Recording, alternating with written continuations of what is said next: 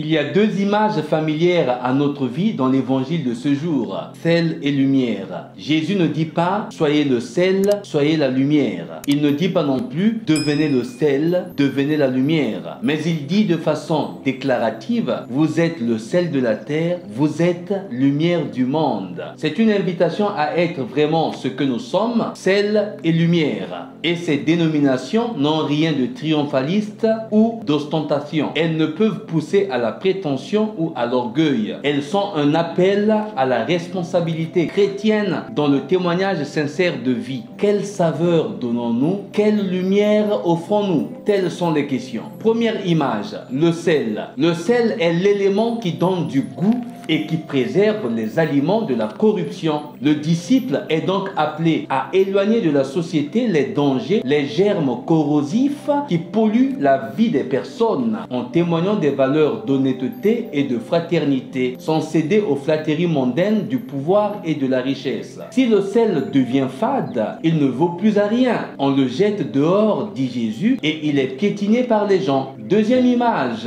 la lumière. La lumière dissipe l'obscurité et permet de voir, de mieux voir et de voir clair. C'est le devoir du chrétien de dissiper les ténèbres en faisant resplendir la lumière du Christ. C'est un rayonnement qui provient de nos bonnes œuvres. Le disciple de Jésus est lumière quand il sait vivre sa foi en dehors d'espaces étroits, comme dit le pape François, quand il contribue à éliminer les préjugés, à éliminer les calomnies et à faire entrer la lumière de la vérité dans les situations gâtées par l'hypocrisie et le mensonge. Il faut faire lumière. On n'allume pas une lampe pour la mettre sous le boisseau, dit Jésus. On la met sur le lampadaire. Jésus demande à ses disciples que nous sommes de réaliser une fonction de saveur et d'illumination, c'est-à-dire d'être dans le monde sel et lumière pour que les hommes et les femmes de notre temps voient nos bonnes œuvres et glorifient ainsi Dieu. C'est l'exemple qui attire plus que les paroles. Ce sont les bonnes œuvres qui démontrent la foi. Faire voir que le message du Christ peut être concrètement pratiqué et vécu dans la vie quotidienne. Il est beau de le faire d'ailleurs avec l'aide de la puissance du Saint-Esprit, comme le dit Saint Paul dans la deuxième lecture de ce jour, parce que notre foi n'est pas fondée sur la sagesse humaine, mais sur la puissance de Dieu. Le bien à accomplir doit devenir pour le chrétien un témoignage de vie. Comment y arriver concrètement? L'oracle du Trito Isaïe, dans la première lecture, répond à cette question. Comment y arriver concrètement? Le Trito Isaïe répond à cette question en nous poussant plus loin jusqu'à harmoniser sérieusement nos pratiques religieuses comme le jeûne en lien avec la justice et la vérité envers les nécessiteux et ceux qui souffrent. Celui qui fait cela donne non seulement de la saveur mais devient vraiment lumineux pour tous ceux qui l'entourent. Partage ton pain avec celui qui a faim. Accueille chez toi les pauvres sans abri. Couvre celui que tu verras sans vêtements. Ne te dérobe pas à ton semblable. Alors ta lumière jaillira comme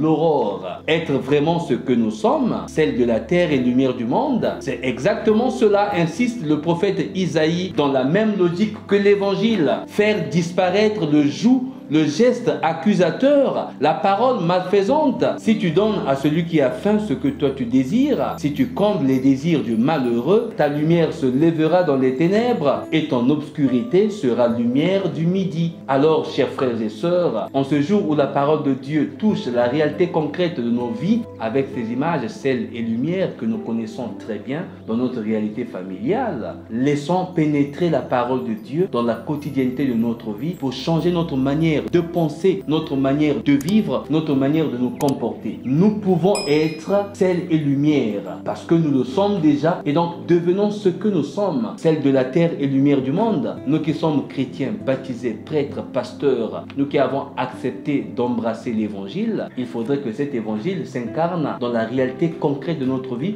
pour changer le monde, en commençant par changer notre petit monde qui nous entoure. Nous vivons dans un monde de contradictions absurdes. Nous vivons dans un monde de grande ambiguïté. Nous vivons dans un monde où nous ne comprenons plus rien. Nous vivons dans un monde où les hommes et les femmes de notre temps prétendent d'emmener la vie sur la planète Mars, faire de grandes découvertes scientifiques et technologiques qui nous épatent bien sûr, mais incapables d'emmener de l'eau à l'Éthiopie, d'emmener de l'eau au Mali, donner à manger aux pauvres, femmes et enfants qui souffrent dans nos pays concrètement et que nous connaissons. Nous vivons dans un monde de grandes ambiguïtés où un pape écrit une encyclique pour la paix en Ukraine. Pendant ce temps, il y a des hommes et des femmes dans nos pays, surtout en Europe, qui pensent d'emmener des armes dans un pays afin de tuer les âmes et de sacrifier les âmes. Au lieu de se mettre sur la table, parler et trouver des solutions concrètes sur les problèmes qui se posent. Il y a un problème, mais il y a une solution aussi à côté. Nous sommes dans un monde où les hommes sont incapables de se parler directement, de se mettre à table, de s'asseoir pour trouver des solutions aux problèmes qui se posent. Ils sont prêts à s'entretuer, ils sont prêts à se salir, même sur Internet ou sur les réseaux sociaux. Nous vivons dans un monde où nous lançons des pics aux autres au lieu de les rencontrer concrètement pour parler avec eux et discuter pour trouver des solutions juste aux problèmes concrets qui se posent.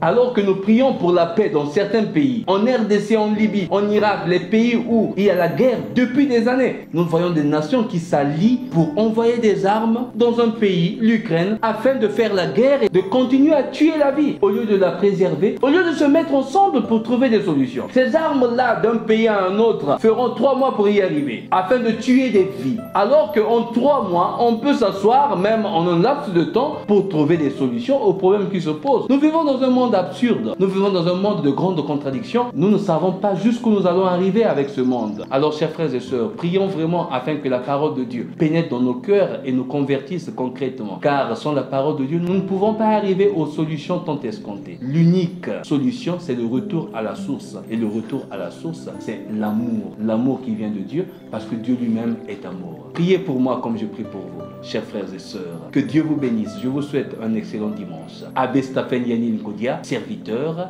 inutile.